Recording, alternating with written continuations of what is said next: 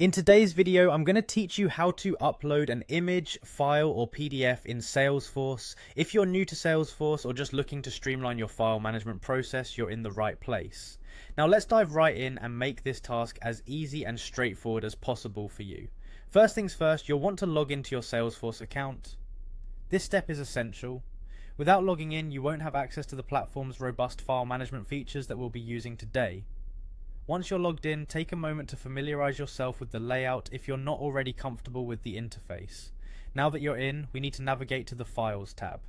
To do this, use the Salesforce App Launcher. It's a handy tool that allows you to quickly find and open various applications within Salesforce. Just type Files in the search bar and it should appear in the results. Click on it to open the Files page. This page is where you'll manage the files you upload, providing you with options to organize, share, and delete files as needed. With the Files tab open, the next step is to locate the Upload Files button. This is typically found near the top of the page. Clicking on this button will open a dialog window that allows you to select the specific image, file, or PDF you wish to upload from your computer.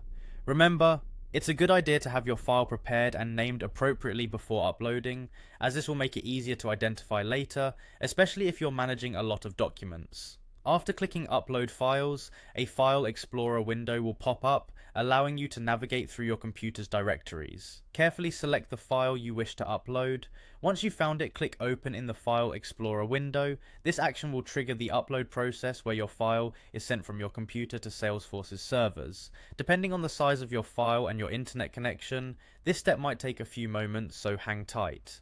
Once the file has been successfully uploaded, you should see a confirmation on the screen. At this point, you can click Done to complete the process. It's that simple. Your file is now stored in Salesforce, ready for you to access, share, or attach to various records within your organization.